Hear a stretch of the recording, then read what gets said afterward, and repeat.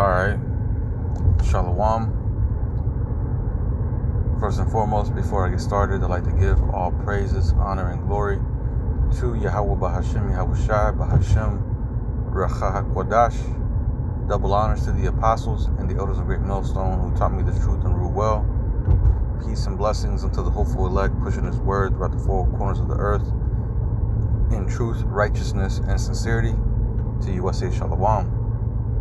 This is the brother Yeshaya from the Great Millstone Charlotte camp, coming at you again through the span power of Yahweh Bahashim Yahushai. And this is just going to be a impromptu. I'm on another in transit as well, an in transit impromptu because just on my way to work and figured I'd do a video, whatever the spirit permits, because what came to my mind was the book of Job, the 5th chapter, right around the 19th verse, going into the deliverance that the elect are going to have, or pretty much the protection that the elect are going to have in these times that we're coming into. We're about to start seeing, shit we never seen before. Mass judgment, mass chaos, pretty much hell on all sides, on all fronts. And there's going to be a time of great testing as well, for those who believe. But the point is that the elect are going to be covered in these times, and their faith is what's going to allow them to receive that protection that the Most High is willing to give, for those who believe and trust in His name, right? So that's one thing that's very important, is believing in the true name, right? The name has power. The name holds weight, and that's Yahweh and Yahweh Shai. Yahweh being the Father, whom you will call God. Yahweh Shai being the Son, whom the world ignorantly calls Jesus Christ, right?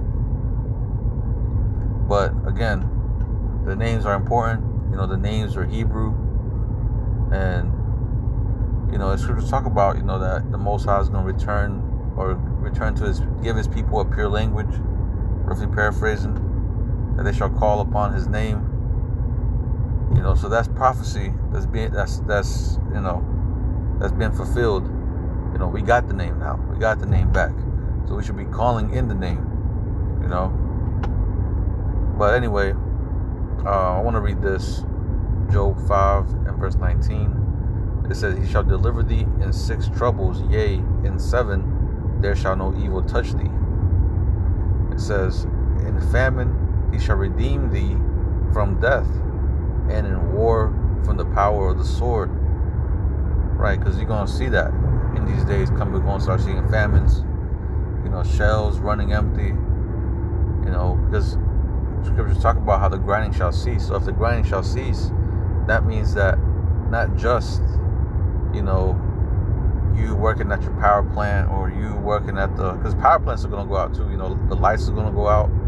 So it's not just going to be, power plants, or, some of these water plants, or some of these factories, various factories, going into manufacturing, whatever. But also, truck drivers. Truck drivers are going to start going on strike, or they might start getting laid off, which is going to cause pretty much the delivery of goods and services to cease, right? Which is why when you're reading that in that chapter, let me get it. Grinding shall cease.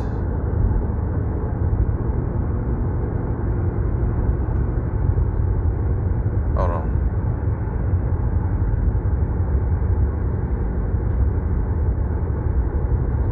Right here. Ecclesiastes 12 and verse 3, it says, in the day when the keepers of the house shall tremble. That's going to the economists, those that watch the economy, right?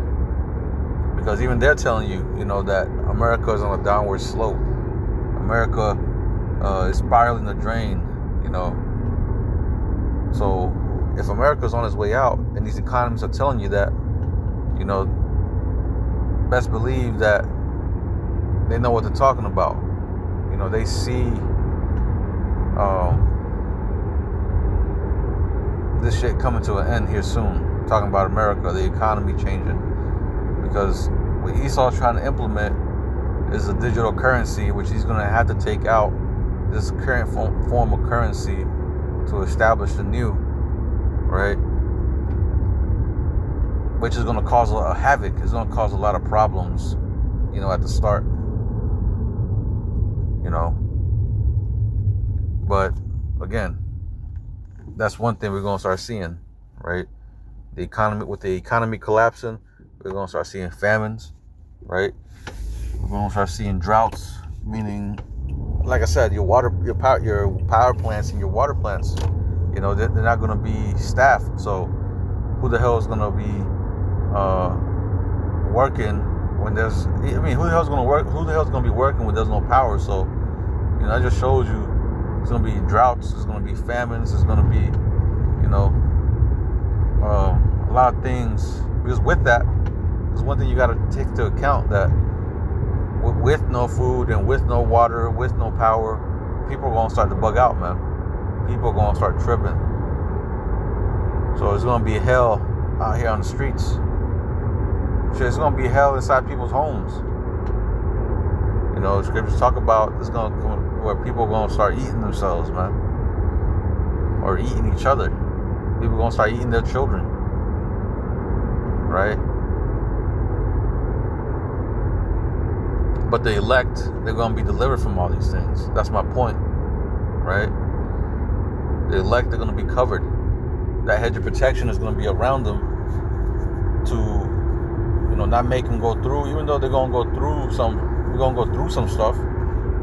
The Most High ain't going to have us just hanging out there dry, just to dry. He ain't going to allow his elect just to starve to death. You know what I'm saying? The Most High is always going to make a way for his elect to eat, to be good, to be taken care of. You see? We got examples of that, in the scriptures. Our forefathers, the prophets, right? All the righteous men, they were taken care of because of their faith. You see? See, when you have faith, your mind is steady. Your heart doesn't race as fast. You're pretty much calm, you're cool, collected, man. You have confidence, and that confidence is what's going to propel you to think straight, to act right, and ultimately receive those miracles that we're about to start seeing, man. Because best believe the Most High is going to reward your faith. Alright? But let me finish this out. This is Ecclesiastes 12:3. In the day when the keepers of the house shall tremble, and the strong men shall bow themselves, and the grinders cease, because they are few, and those that look out the windows be darkened. Right? People are going to be, scared, man. There's going to be riots. People kicking other people's doors down. So people are going to be peeking out the windows like, yo, man, I ain't going out there. You know what I mean? People are going to be scared. People are going to be barricaded in their houses. Probably have loaded up weapons, just on guard for any intruder that tries to kick down their door for their goods. Right? Like I said, there's going to be no jobs. Because it's going to get that bad. Jake don't understand. Whenever we speak about these things, Jake feels like it's going to be like COVID. It'll be like a 1-2 week thing, and saying, oh, some people ain't going to work that much. Some people will, what they call it, only the emergency, how they say it? Pretty much only people that have like important jobs are going to be the only ones working. I forgot what it was. I forgot what their title or what they said it. What they said it was called during the pandemic. But Jake just feels like it's gonna be a temporary thing, but no, man, this is gonna last. It ain't gonna last years, because the Most High is gonna have to do this, quick, because otherwise it's gonna be a lot. There's gonna be no flesh to be saved. Everything is gonna be pretty much so chaotic to the point where you're going, like the scriptures talk about, you're gonna see bodies as dung in the street. You know what I'm saying? So, and back then in the ancient world, dung was very common to see in the street. People had horses, people had oxes, people had, animals, livestock. So dung was common to see on the street. We don't see that now because, we don't have no horses, we don't have no chariots and none of that stuff. But imagine seeing, just bodies on the ground, just everywhere, littered. The whole streets, houses, littered with dead bodies. Because 911 ain't going to be working. The morgue is going to be closed. Mass casualties, man. That's what we're about to start seeing. But anyway, going back to Ecclesiastes 12 and verse 4, it says, "And the doors shall be shut in the streets when the sounds of the grinding is low, and he shall rise up at the voice of the bird, and all the daughters of music shall be brought low." Right, so that's happening now. The music is whack. Really all joy is going to be taken, is going to be stripped out the land. The mirth is gone. The mirth is going to be gone. Right? The grinding is going to be low. We're seeing that now. The grinding is low. Right now, they're talking about it's picking up, but really, it's going to come to an end here soon. All this false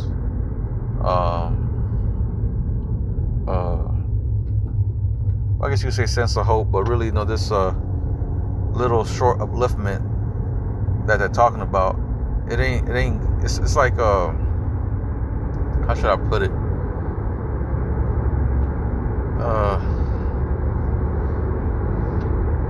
It's like giving somebody an adrenaline shot. You know what I'm saying? These economists or whatever, these like Donald Trump, or they're trying to cut costs and all this shit. They're really giving America like a little adrenaline shot to keep it alive. But really, at the end of that adrenaline shot, that just like a dead body. You give it an adrenaline shot, it might be alive for a couple minutes, but then hey, if it's the Most High's will to go out, it's going to go out, and the Most High determined that this place is going to go out. It's almost like a candle that's about to go out. It shines brightest when it's about to go out. It shines the most, and that's what we're seeing. America's definitely on its last flame, and this is the reason why we're warning our people, man, to repent and turn to the Lord. Because once that candle burns, once the lights go out, man, it's gonna be all hell. But you Jakes ain't ready for it, man. Like I said, y'all Jakes don't understand. When we say Jacob's trouble, when we say, all hell's about to break loose, or, what they say in the world, SHTF, you don't understand, man. You really just don't get it. Jake ain't built to withstand these times. Only the man of the Lord, the angel is going to have to come down.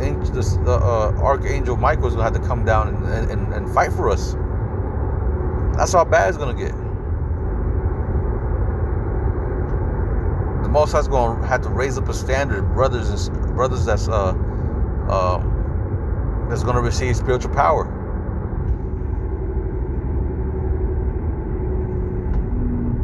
Miracles, man.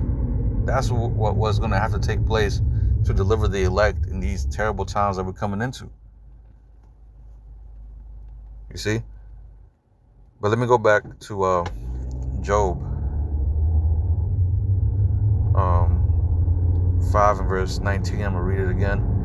He shall deliver thee in 6 troubles, yea, in 7 there shall no evil touch thee. Right, when you go into the number 7, it means completion. So the elect are going to be protected completely. The verse 20, it says, in famine shall he redeem thee from death. Right? The Most High can have it to where, you know, you might be on your last can of beans, or your last, sack of rice, last pint of oil, and the Most High can just make it to where, whenever you're done with it, he can just make it refill back up. He can make new food just appear. He can have animals bring you food. He can make you come across, some of these rich motherfuckers' bunkers and have you, eating off their shit. Right?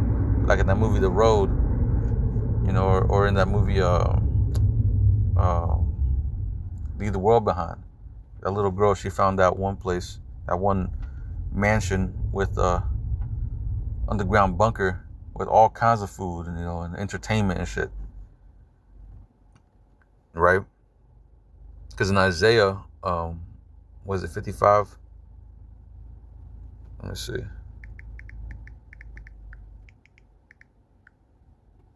Isaiah, I believe it's 55.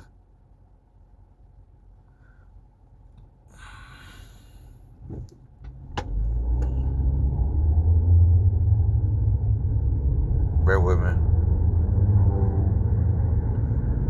I'm trying to drive and find this thing.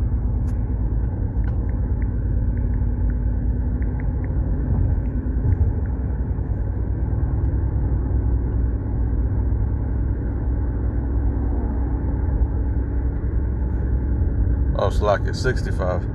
So Isaiah 65 and verse 13, it says, therefore thus saith the Lord power, behold my servant shall eat, but ye shall be hungry. Behold my servant shall drink, but ye shall be thirsty. Behold my servant shall rejoice, but ye shall be ashamed. So the Most High is going to make it to where we're going to eat, we're going to drink, and we're going to have a moments, we're going to be joyful, man. You see? It says verse 14, behold my servant shall sing for joy of heart, but ye shall cry. And why are we going to be joyful, man? Because we know we're going to be at the end, that our time to rule is coming. The kingdom of heaven will be here soon. That's why we're going to be rejoicing, man. All the words of the Lord would have come to pass, and man, we're going to be excited.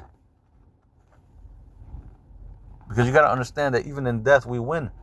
So when the scriptures talk about, be faithful unto death, and I shall give you the crown of life, you got to understand that death is only a transition.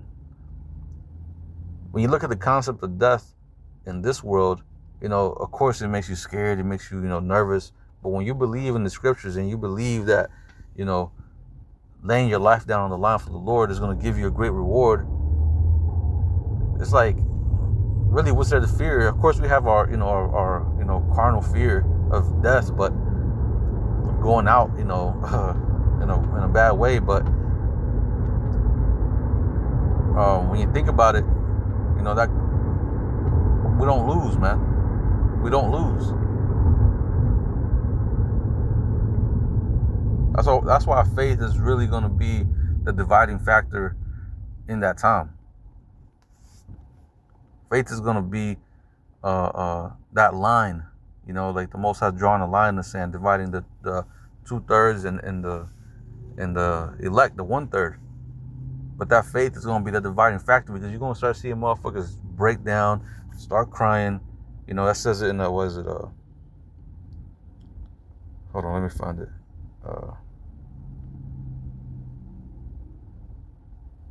Stability. Isaiah 33:6. It says, in wisdom and knowledge shall be the stability of thy times, and strength of salvation. The fear of the Lord Yahweh is his treasure. You see? So wisdom and knowledge is going to be our stability, man. Right? Because we're going to have faith in this wisdom. And it's going to keep us stable in that time. But we're going to see 2/3 break down, make unwise decisions. Right? Freak out. And whenever Esau rolls out the C hip, or mandates the C hip, motherfuckers is gonna take it, because they're not stable, in their mind.